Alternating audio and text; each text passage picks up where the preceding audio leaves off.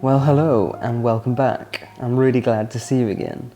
So next week it is Valentine's Day, and even though I've been single for the last 2 years, I have really tried to embrace Valentine's Day as a day to celebrate love, whatever way that comes into your life, whether it's through friends, family, or someone special in your life. So I thought that today I would share with you how I would create a romantic Valentine's dinner at home. And I just thought that this would be a fun thing to do a week before Valentine's Day, so that if you are planning to do something in the house, hopefully I'll be able to give you a few tips and pointers to make it a little bit more special. Now, I don't like to get caught up in the commercialism of any of these events in the calendar, so that is why I always try to do something that is special for myself at home, not really spending any money, just having a little dinner, some nice wine, and something special like a little treat that I can make. Even if you make it just for a friend or a member of your family, it just helps to make the day a little bit more special. And if it is a time when you're feeling a little bit down or sad, you can embrace the day and just enjoy it as much as possible. When I first started this YouTube channel, which was about 2 years ago, I did a Valentine's Day video where I made these chocolate truffles, but since then the channel has grown quite substantially, so we have a whole new audience, and I thought that because these truffles are so easy and delicious, it would be good to do them again together. So that is what I am going to do today. So yes, these are super easy, just a few ingredients. We've got some cream, chocolate, butter, and vanilla extract, and this doesn't take very long at all. There is a 2-hour process where you have to let this cool in the fridge, but that's the only thing that takes the most amount of time. Other than that, they're very easy, and chocolates are one of the best gifts to give and receive on Valentine's Day. Even better if you're going to make them yourself. Also, if you are vegan or have a dairy intolerance, you can use a vegan cream and a vegan spread, and these will work out just as well. Back when I did this video the first time, I was vegan and I used vegan ingredients, and it works perfectly. So feel free to try it out for yourselves. To begin, I'm chopping up the chocolate into small chunks. Then I'm going to add this to a bowl with the butter.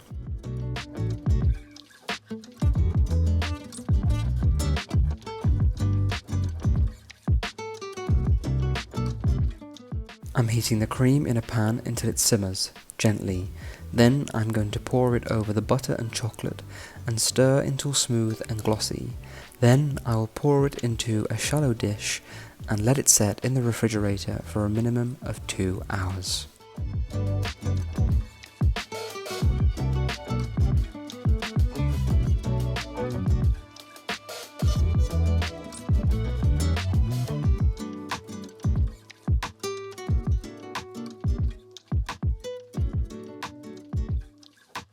Now, when it comes to creating a special and romantic Valentine's dinner at home, I always try to think about how I'm going to do that and make it something that is different to what I would usually do when I'm eating at home or having friends over.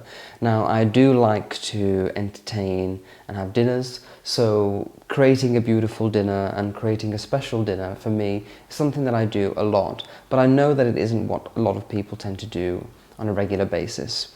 So let me just give you a few hints and tips about how you can make a special dinner at home. And one of the things that really is going to make it that little bit more special is your table setting. Now, for Valentine's Day, if you go to a restaurant, you're probably going to get a beautiful romantic table setting with a tablecloth, lots of candles. So we can create that at home as well. What you need to do is find a space in your home where you can lay a little table. Even if you don't have a dining table, maybe you have a desk or a piece of furniture that you could put a tablecloth onto, and then we're going to create that romantic environment there. So this table that I have here is kind of a multi-purpose table, and that's what I like about it. So it's more of an everyday decor piece. I've got this plant on here, it sits in the window. I've got a chair here, and sometimes I'll sit here and have a drink. Also, sometimes put lots of books on here, so it's kind of a decor piece. But I do also like eating here when I'm having a small dinner with 1 or 2 other people.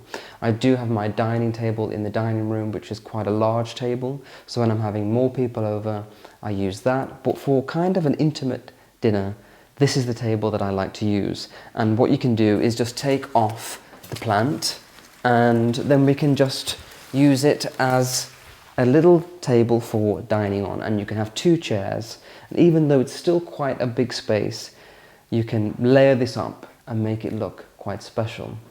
So as I just mentioned, when you go to a particularly fancy restaurant for dinner, they usually have tablecloths on the table, and I think it is one of the nicest things about dining out. There's just something so classic and elegant about a tablecloth that just elevates a dining experience for me. So for our Valentine's dinner this time, we're going to use a white tablecloth. Now, I would highly recommend for everybody to own at least 1 white tablecloth, because for special occasions like this, it is just going to make everything a little bit more elevated. Now, it's looking a little bit creased, but we can easily fix that. All that we need to do is spray a little bit of water on it, and then it will smoothen out. But yes, I always think that a tablecloth is perhaps something that we're not going to use every single day. It is something special to use, and it will make your table setting just that little bit more elegant and romantic.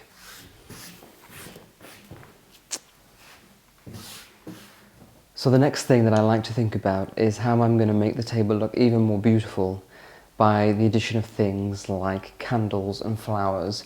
And as I mentioned at the beginning of this video, I want to do something where I don't have to go out to the store or buy anything. I just want to do things that I have in the house. So I've got these tulips, which I've had sitting on here for a few days. And I also have these little bud vases. And I'm just going to take a few of these out of here, snip them down and put them into these little vases. And that will just create a pop of colour in the room, on the table. And because they're kind of this gorgeous purple colour, makes it a little bit more romantic as well. So let's just take a few of these, and we're just going to snip them down a little bit. Take out some of the leaves. And you don't have to think too much about this, just very casual. And the way to make them look the best is just to vary the heights. So that one is quite high, and then if we just put a little one here, like that,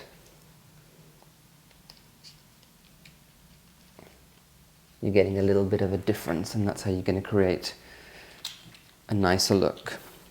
So I'm just going to add these in. Quite a high one here. Maybe we'll just leave that one on its own.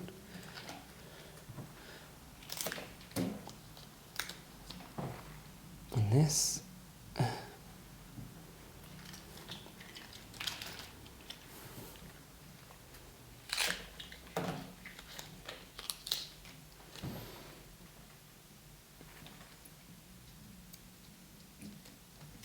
There we go. And I think on that one, I'll just add in another one.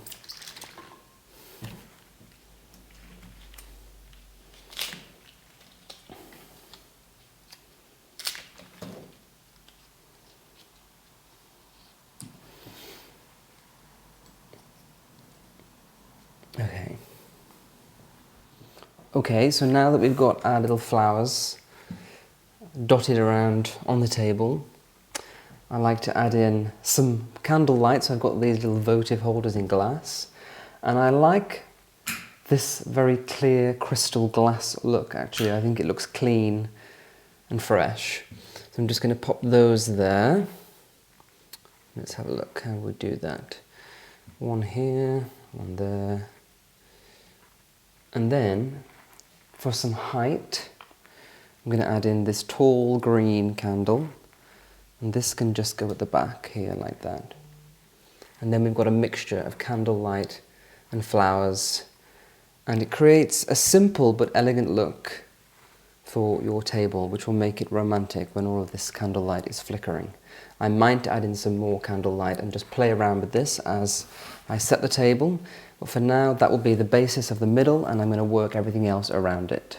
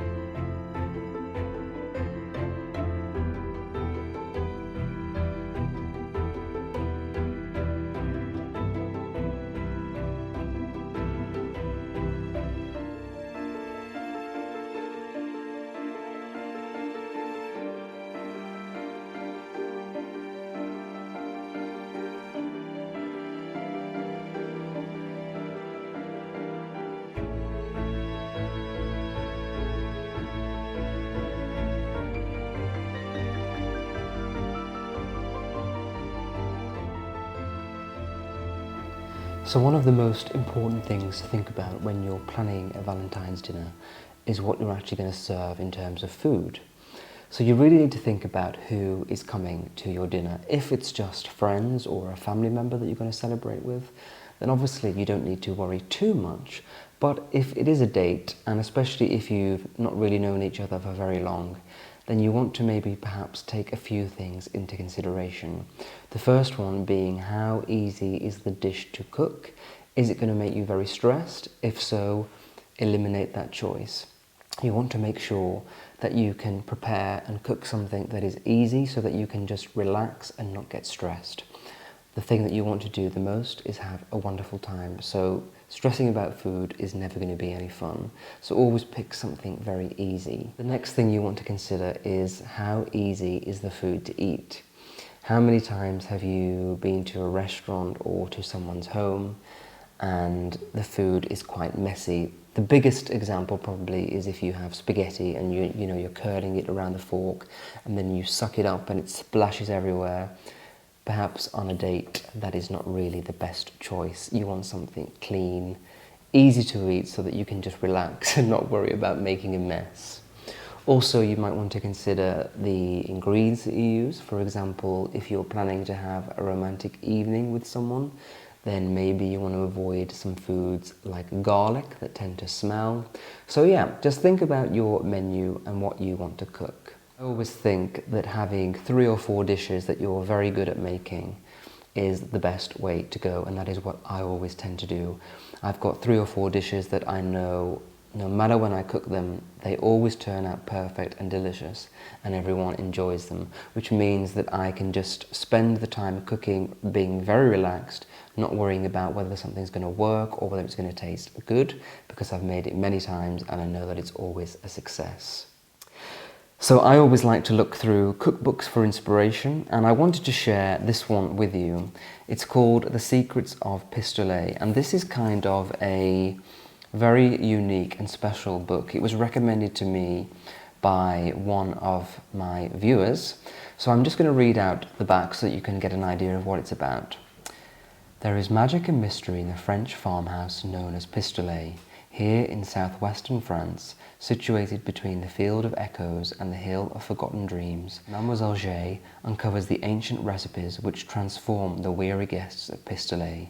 There is redemption in the tort of friendship, potage of passion, celestial croutons, tea of courage, sweetness-enhancing honey, and all the other magic potions. In the tradition of Griffin and Sabine, here are fold-out letters, handwritten cards, recipe pockets, and many other enchantments which demonstrate how Pistachios changes all who embrace the magic.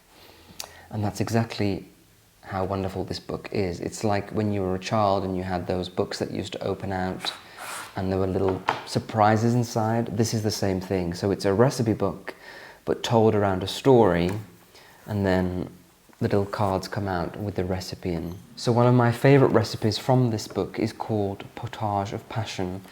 And in the story, Mademoiselle G kind of falls in love with a man who's staying at Pistachios, and she makes him this soup to ignite some passion and some love. So it's perfect for Valentine's Day. I'll just read the recipe out. And I just love the way that these recipes are written. It's kind of very unique. Okay, go to the market and find a farmer with a twinkle in his eye. Buy a large quantity of big, ripe tomatoes. Put them in a huge red pot of boiling water until their skins split. Cool, peel and chop. Sauté 2 aromatic cloves of garlic in farm fresh butter of the sweetest variety. Add several diced yellow onions and the chopped tomatoes. Turn the heat low. Put on your favourite romantic opera and let simmer until soft. Puree to a chunky texture. Reheat. Add salt, pepper and a handful of fresh basil picked that day. Serve with grated cheese such as Gruyere or Emmental. Lace with cream and kisses. A splash of Armagnac will most definitely bring about a marriage proposal. Yeah, so as you can see, a very charming way to have a recipe book. And actually, this is a delicious soup. I've made this one before. So I'm going to see if I can find this for you on Amazon. There may be a few copies left. It is an old one, but if so, I will link it in the description, and I would highly recommend trying that. So my chocolate has been chilling in the fridge for about 4 hours. And now we're going to get to the fun part of actually making the truffles. I've just done one. It's coated in cocoa powder. So I've got 2 different toppings. We've got cocoa powder and then we've got some sprinkles. So I've got this little melon peel, this melon thing that cuts melon.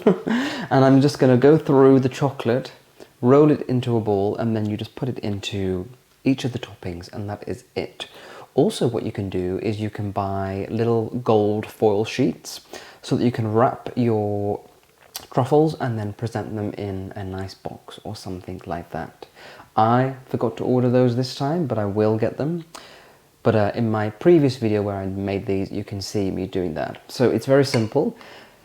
Just going along with our scoop until you get about this much.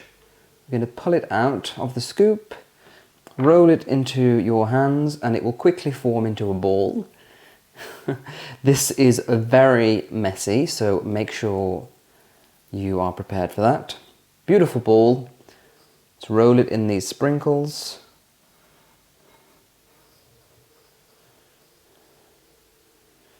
There you have it, a lovely little truffle. Let's do another one.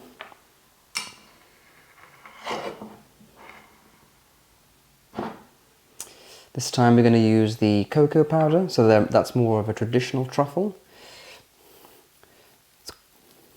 Yep, so just roll it between your hands. You get quite a nice round ball shape when you do that. Into the powder. And there we go. And you can just keep doing that until you've used all of the chocolate, and you can present a beautiful box of truffles to your loved one.